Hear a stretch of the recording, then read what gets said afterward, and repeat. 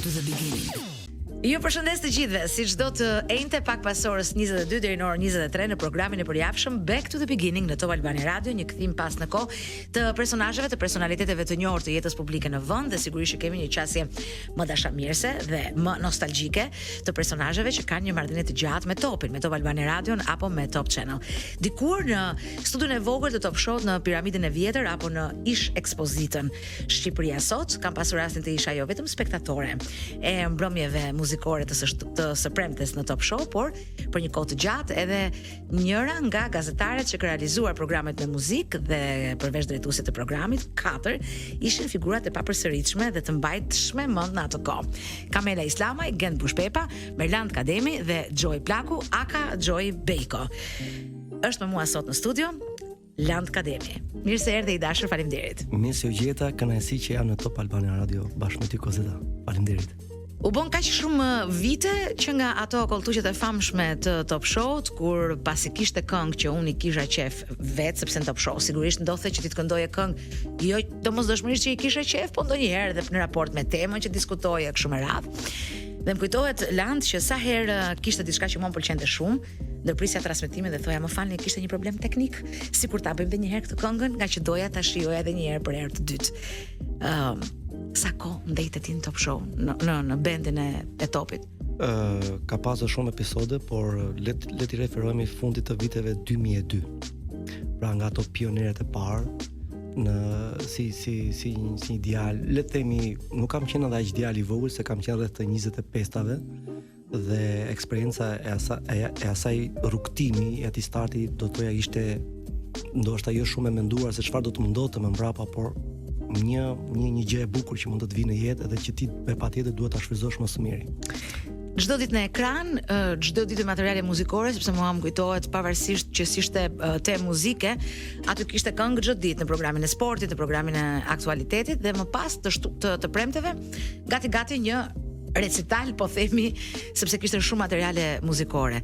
A ka qenë ky program dhe pjesëmarrja jote në të për shumë vite me radhë një nga format e zgjerimit të repertorit tënd? Tani kudo ku të shtypësh butonin ti je gati për të kënduar një këngë. Shikoj, njerëzit e kanë thënë vetë kur unë takohesha me ta, sepse në atë kohë, le të themi, ajo dritare për opinionin publik ka qenë, le të themi, shumë njerëz e gjenin veten kollaj tek ajo dritare. Pra, tek gjithë pjesët e show që Top Channel sillte çdo fundjavë dhe jo vetëm. Nuk kishte, më thonin, shiko, ju jeni bërë mirëfillsh MP3. Pra, jeni bër MP3 sepse çfarëdo këngë që mund kërkohet, ju me patjetër që duhet ta dini. Ja, ky është investimi që në ato kohë të duket si puna e përditshme, por kur kanë kaluar vitet, kanë kaluar 23 vite që atëherë kupton që gjithë ky database është krijuar edhe si pasojë e intensitetit të një pune të përditshme me muzikën.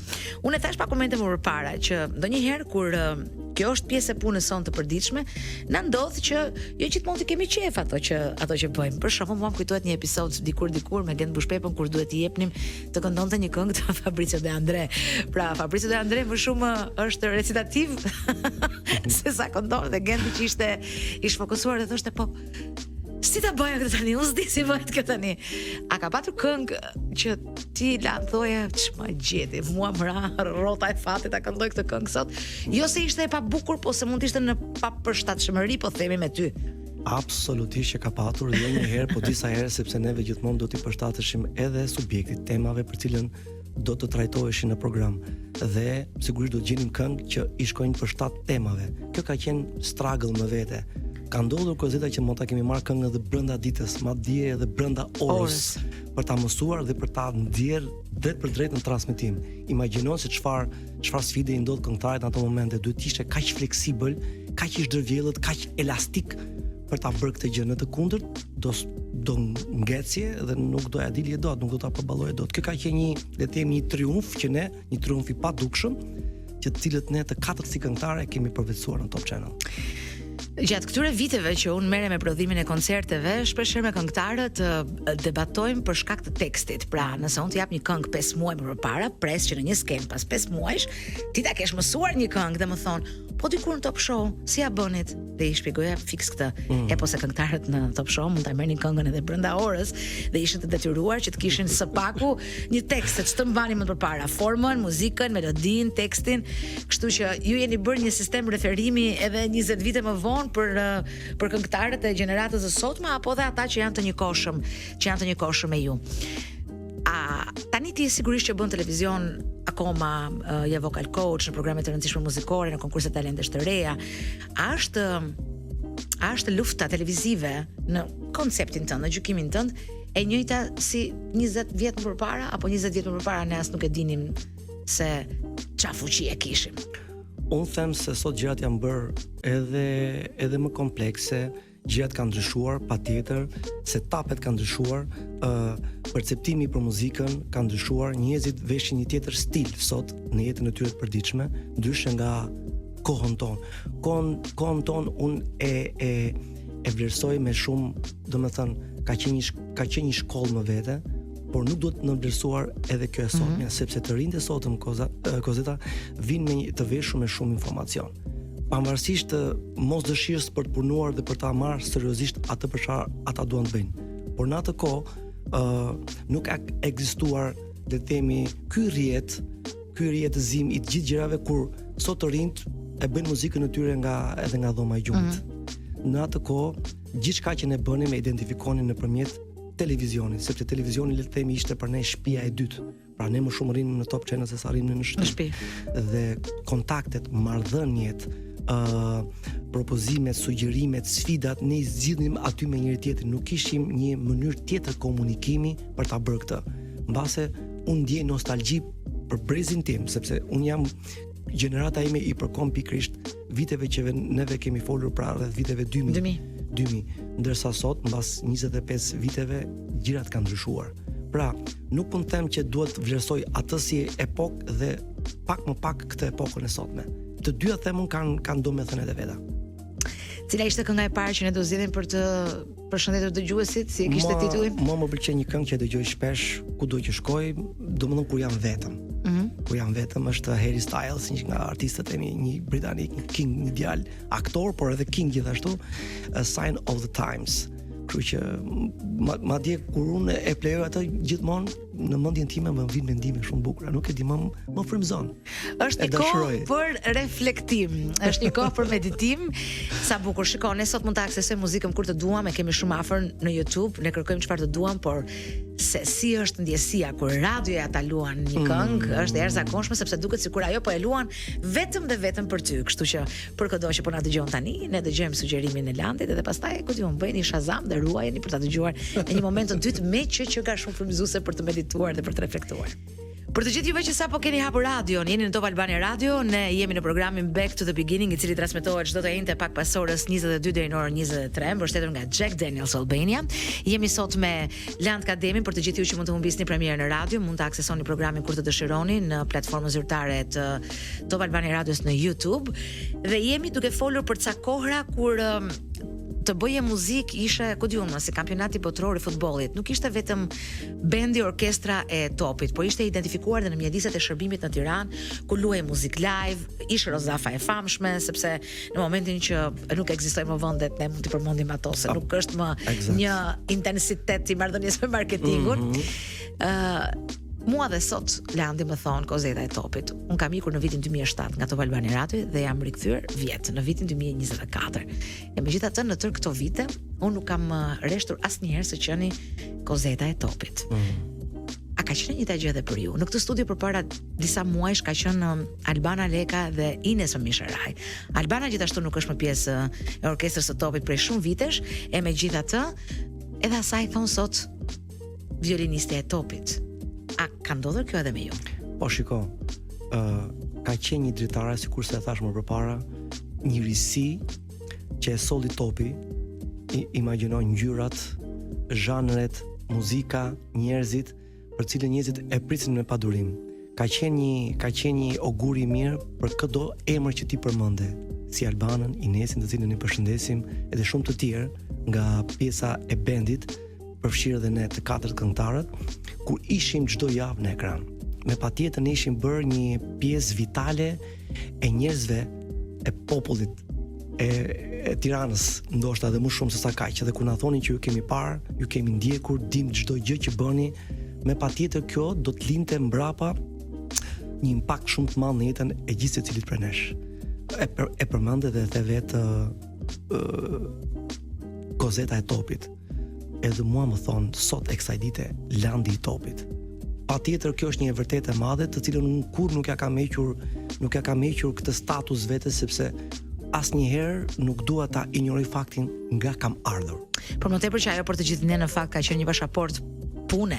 Eksakt. Më vonë kemi bërë ato që kemi dashur, edhe pse ky vend na vesh me pasaportën e punës. Ka një pushtet kjo logo kur ti del në rrugë, ka një pushtet që vetëm kur del jashtë saj e kupton që pas ka qenë shumë e rëndësishme, mund të kesh bërë pafundësisht gjëra të tjera në jetën tënde, por kjo vula, dhe këtu tregohet jo vetëm fuqia jote brenda logos, po edhe vetë fuqia e logos. Ndoshta për dikë mund të thuhet që po filloj të bëj fuça, po jo, nuk bëj fuça, kam një program të mbështetur nga jashtë, kështu që nuk bëj fuça asgjë kundi, po kjo është një vërtet që duhet thënë. Një nga momentet më të bukura që nisi si një dëshirë për të përfshirë gjithë stafin kur ai ishte stafi vogël vitin 2002, kanë qenë këngët e famshme të vitit të ri që nisën me ne nga një fjali që këndonin gjithë secili dhe pastaj u sofistikua. Për shembull, unë në koncertet që kam prodhuar, Landi ka marrë pafundësisht orkestracionet e këngëve të topit të ndërtuara atëherë nga Dor Gjoni, me qira fjala e Gjerasi nda përshëndeset dhe Dorin Fort. E uroj shumë që një ditë jetë i ulur ai në atë karike. Identifikimi që u bë këngëve me ju të katërt. Pra pavarësisht se ishte stafi që këndonte, por tani dora dhe vëmendja e profesionistëve sofistikoi dhe këngën që ne e përdorim dhe sot. Besoj që ai ka qenë një nga momentet më të bukura të bashkëjetesës në këtë institucion mediatik. Ajo erdhi si nevojë, sepse këngët kanë qenë këngët origjinale kanë qenë këngë të vjetra, dhe gjithmonë u hodh ideja, pra u shtrua ideja se si mund t'i risjellim këto, si mund t'i sjellim në një frymë më të mirë, më të re, dhe kemi qenë duke punuar të gjithë bashkë për ta rijetësuar, le të themi, këngët që janë, domethënë, shumë të vjetra në arkiva, shumë të vjetra, dhe thoni more, në fillim kur e dëgjon një këngë të tillë, thua, a mund të jetë një këngë që mund ta përdorim pikërisht për këtë rast, siç ishte rasti i fundvitit të ri.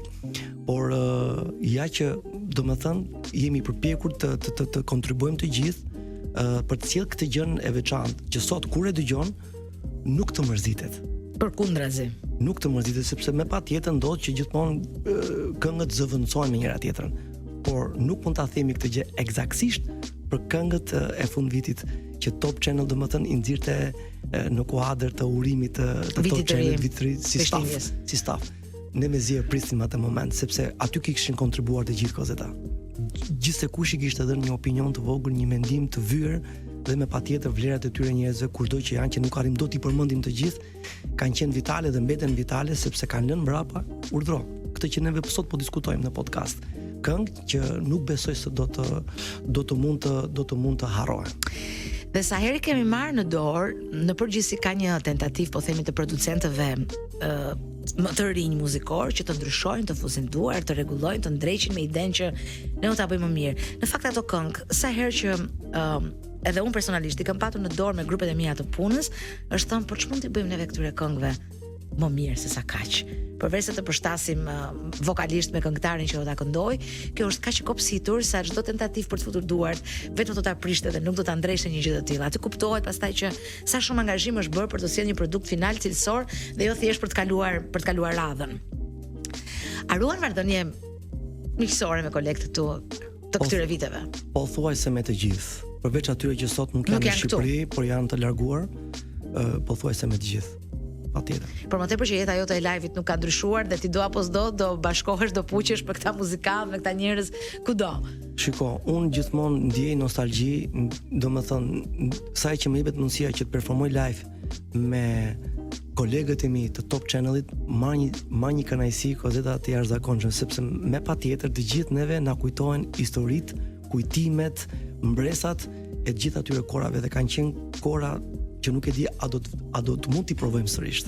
Dhe mua më vjen mirë për ty, zakonisht është e pashmangshme që secili çdo kush të bëhet tifoz i brezit i gjeneratës nga vjen duke zhvlerësuar atë që mund të ndodh sot, por unë vlerësoj shumë atë që ti the pak momente më përpara që kjo koha jone, fillimeve tona kishte gjërat e veta të mira, por edhe kjo koha në cilën ne jetojmë sot nuk mund të zhvlerësohet.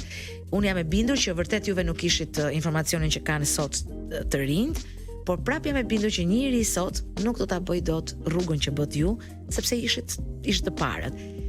Nisur nga gjithsa tham për këtë këngët e topit, ja unë do ta lë në dorë të pultit të transmetimit se ka kaq shumë, unë s'mund të zgjedh. Nuk mund të them të vendosim këtë këngë apo të vendosim atë tjetrën, kështu që e lë në dorë të kolegëve që pikërisht nga këto këngët e urimeve të fundvitit në top, ta dëgjojmë tani edhe ta rikthehemi edhe një herë në vëmendje, pse jo.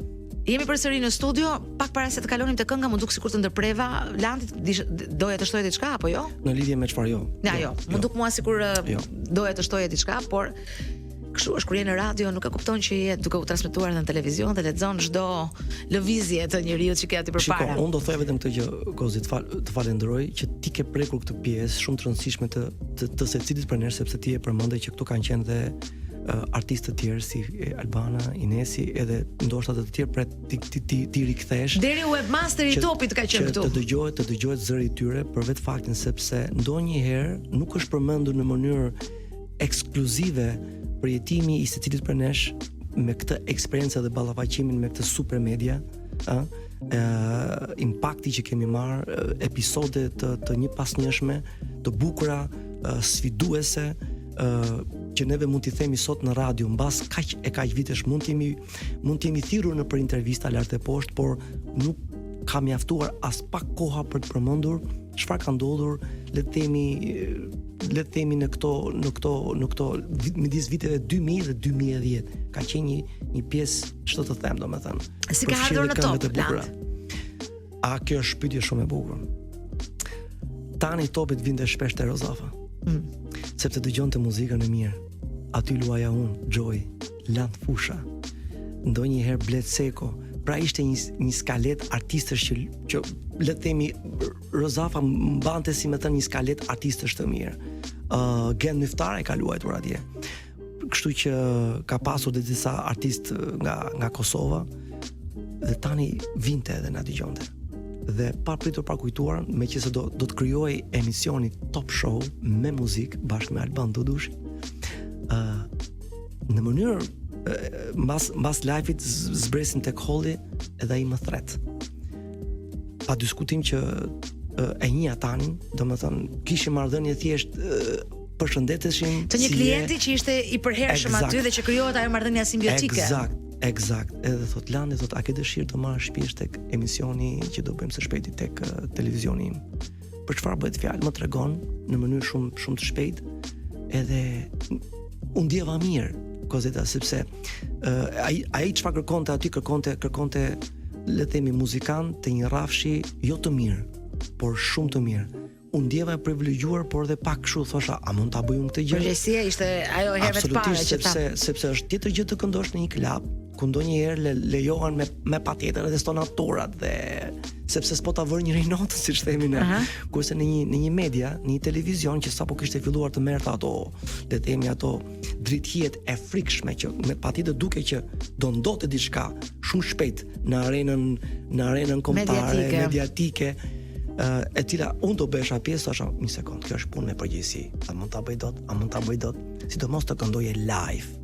Pra nuk ka pasur post-produksione, Kozeta. Ne kemi qenë, si mund ta themi në gjuhën popullore, bio. Pra, po ti dëgjosh ato regjistrime sot, do thuash nuk ka mundësi, por ama kënaqësia që kemi marrë si artista pa ta bëje gjën bio, pa futur as pak duart për të rregulluar vokalin e Landit, për të rregulluar vokalin e Gen Bushpepës, për të rregulluar vokalin e Kamelës apo të Joyt, apo të vetë instrumentistëve një për një. Kjo ka ndodhur vetëm në Top Channel. Sot unë nuk e shoh më këtë magji.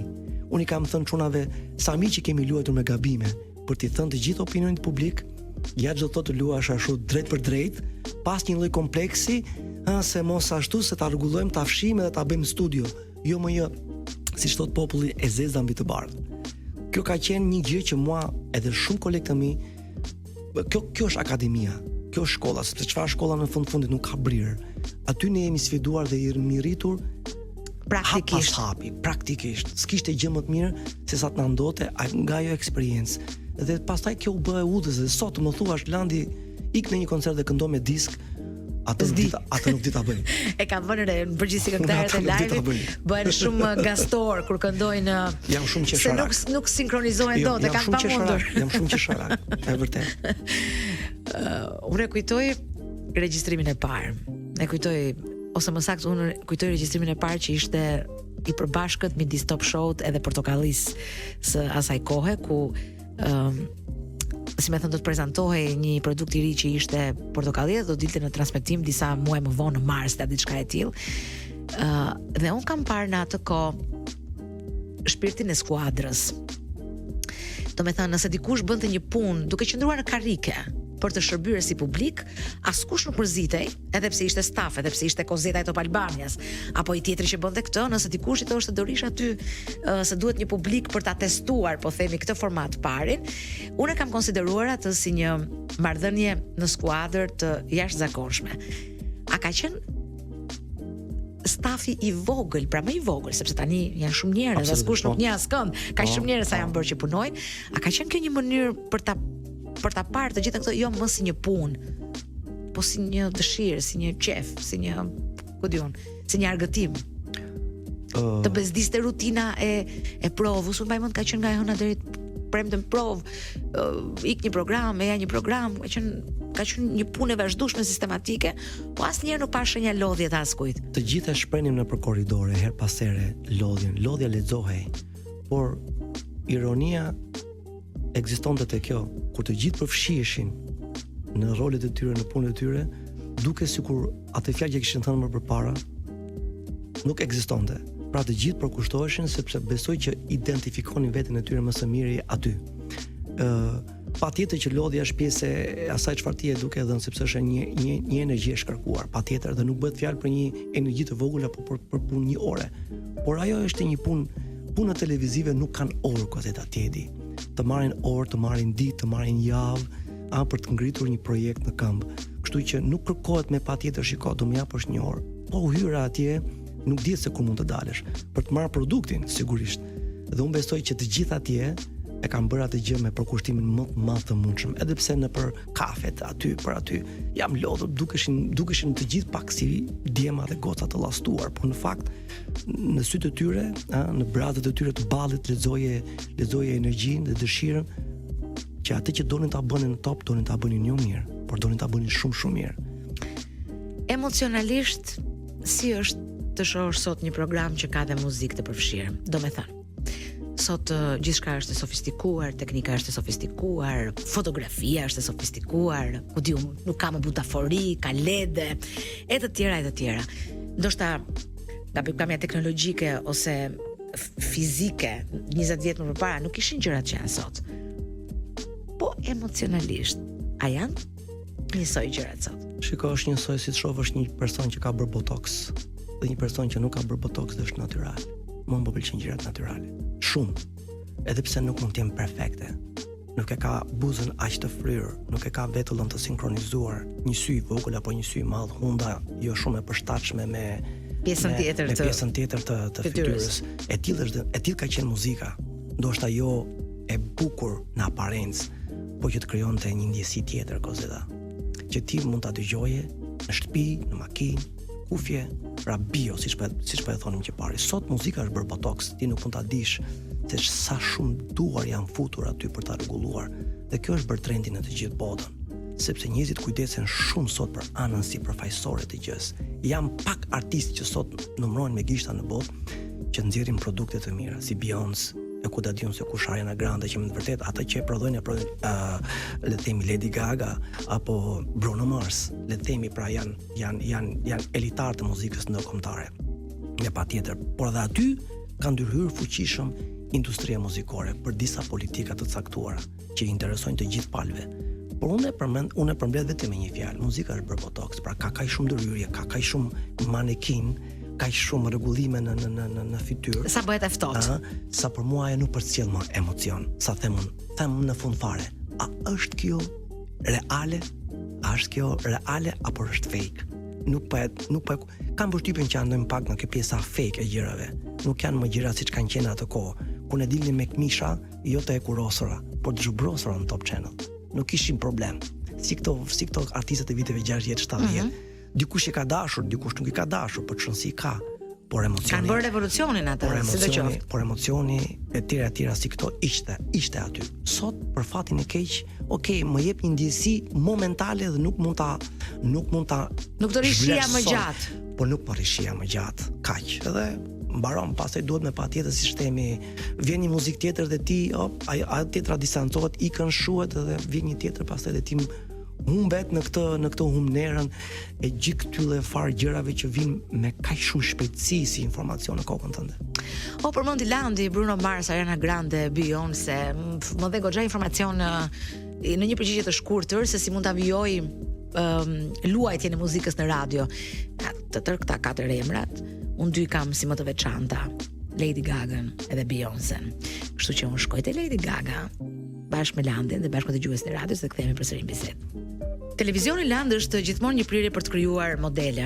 Dhe nëse në topin e asaj kohe, që sigurisht ishte jo vetëm televizioni më i madh, po dhe i vetmi që promovonte muzikën live, kjo në fakt u injektua edhe në publikun dhe në shihet estetike të kohës. Në Tiranë, me që ai ishte qyteti më i madh si kryeqytet, kishte vende të dedikuara të muzikës live dhe ti dije ku të shkoje të dëgjoje muzikë rock, ku të shkoje të dëgjoje muzikë jazz, ku të shkoje të dëgjoje serenata korçare. Pra, jo një përpjekje për të ardhur në ditët e sotme ku gjithçka është bërë generaliste, dhe ti në një vend dëgjon edhe AC/DC, edhe Aredin Pashën, edhe Vallën e Kuksit, edhe ku diun Ariana Grande. A është kjo në kuptimin e parë të fjalës dhe fuqia e një medie që po të doj ta ndikojë shoqërinë, e ndikon. Se ne sot kemi një problem shumë të madh kur mendojmë se i shkojmë pas një publiku, kështu e do publiku, ne po i shkojmë pas publikut. Në fakt, edhe kjo media ka treguar që ka patur fuqinë të shkojë ajo te publiku. Edhe ta krijojë ajo, po themi, frymën se si ndërtohet e gjitha. Shiko, gjithkush e do median. Politikanët, nga njerëzit më të rëndësishëm, e deke njeriu më i thjeshtë, sepse media është pushtet. Nuk e di i sati është. I katërti. Faleminderit për informacionin se e di që është i sat, por nuk e di i sati ishte. Ja, ishte studentët e gazetarisë që kanë qenë në shkollë. I katërti është një pushtet për vetvete. Dhe e rëndësishme është çfarë promovon media. Pra nëse promovon një gjë të mirë, okay, por nëse nuk promovon një gjë të mirë, kam frikë se të rinjtë sot mund ta marrin atë si një model që është kjo duhet të jetë, sepse ka ardhur nga media. E ka thënë televizori, Këtë e ka bërë dhe Kozeta në televizion, mos ta bëj unë. Këtë e ka bërë dhe Landi në televizion, mos ta bëj unë. Kush jam unë, do ta provoj edhe unë. Prandaj luhet pak ka rrisjet e veta kjo gjë, sepse media mund promovoj ato gjëra që nesër me këtë gjeneratën e re do përballet vetë media, që do t'i vinë dhe janë këto njerëzit që janë të tukshëm dhe janë shumë ekselent në sipërfaqe, po kur ti ulesh dhe të bisedosh dhe të marrësh diçka, një përmbajtje, një organik caktuar të këtyre gjeneratave, ti aty mund të zhgënjehesh. Do thuash, wow, si është e mundur? Si mund të jetë e mundur që ky person ose kjo person që ka rrjet, ka network, ka ndjeksa, se jetojmë në kohë ndjeksësh tani. Ky është miraku. Patjetër që ne pa media nuk bëjmë dot, sepse media është një fuqi, neve japim dhe marrim, ushqehemi nga media, por dëshiroj shumë të theksoj çfarë promovohet dhe çfarë do të vazhdohet të promovohet nga media në tërësi. Kjo është një sfidë e madhe për vetë median, por një sfidë edhe për gjithë marrëdhënien dhe komunitetin midis medias dhe publikut. Ke qenë në kontakt me talente të rinj, ti Land, ke punuar në Voice, ke punuar në X Factor, do me thënë ke pasur mundësinë të kesh në përduar, nëse mund ta quajmë kështu metaforikisht, edhe interpretues të rinj, aspirant për të qenë artist të së ardhmes. A mendojnë ato se ka një formë të shkurtër për t'i bërë gjërat se sa puna e gjatë? Sa pyetje mirë. Faleminderit për pyetjen. Unë i kam thënë studentëve të mi vetëm një fjalë. Ju mund t'jeni shumë të talentuar, patjetër, por do ecim me këtë moto. Hard work kill the talent. Nuk mund të ndodhi ndryshe. Kozeta, jo. Unë nuk i besoj se gjërat e shpejta mund të japin rezultate të shkëlqyera. Kjo nuk funksionon si ose paktën afatgjata që mund të jetojë në kohë. Afatgjata jo. por edhe afat shkurtra kam përshtypjen se por sot rinia i do gjërat, jo sot, por i do dje. E shoh këtë në marrëdhënie me djalin tim, që domethënë duke qenë se është kjo gjenerata e moshave 17-18 vjeçare, i duan gjëra dje dhe jo duke dashur të investojnë diçka sot dhe ta vjelin nesër, siç kanë bërë baballarët e tyre, apo siç kanë bërë dhon. Dhe kam thënë, shiko bir, shiko këtë ecurinë e jetës time si e kam bërë. Më duket sikur ndonjëherë në fund të tunelit nuk do shikoja dritë, por nga hard worku im me kolegët, me bashkëpunëtorët e mi, ka ardhur dhe drita. Dhe kam thënë, nëse ti je duke punuar me kujdes, në mënyrë sistematike, jam i sigurt që do ta shikosh dritën në fund të tunelit.